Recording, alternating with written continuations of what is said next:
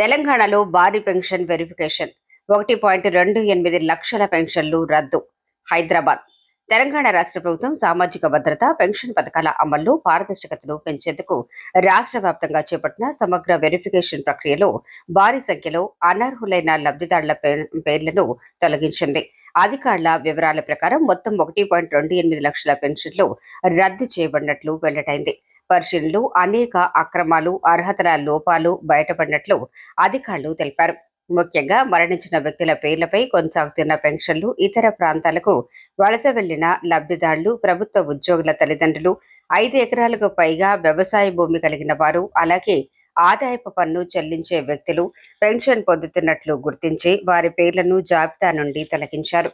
రద్దు చేసిన పెన్షన్లో గ్రామీణ ప్రాంతాలకు చెందిన 1.02 లక్షలు కాగా, పట్టణ మరియు మున్సిపల్ ప్రాంతాల్లో సుమారు 26,000 పెన్షన్లు ఉన్నట్లు అధికారులు పేర్కొన్నారు. ఈ చర్యల ద్వారా ప్రభుత్వ నిధులు నిజమైన అర్హులకు చేరేలా చేయటమే లక్ష్యమని తెలిపారు. ఇదిలా ఉండగా పెన్షన్ల రద్దులో ఖాళీ అయిన స్థానాల్లో నిజంగా అర్హులైన వారికి అవకాశం కల్పించేందుకు ప్రభుత్వం చర్యలు ప్రారంభించింది. ఇప్పటికే 48,000 మంది వికలాంగులు, వితంతువులు మరియు ఇతర అర్హుల జాబితాను అధికారులు సిద్ధం చేసినట్లు సమాచారం.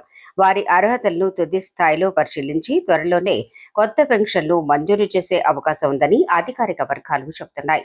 ఈ వెరిఫికేషన్ ప్రక్రియలో సామాజిక భద్రతా పథకాల అమల్లో పారదర్శకత పెరగడంతో పాటు నిజమైన లబ్ధిదారులకు న్యాయం జరుగుతుందని ప్రభుత్వం భావిస్తోంది. కొత్తగా దరఖాస్తు చేసుకున్న వేలాది మంది అర్హులైన పేద కుటుంబాలకు ఈ నిర్ణయం ఊరటనిచ్చే అవకాశం ఉంది.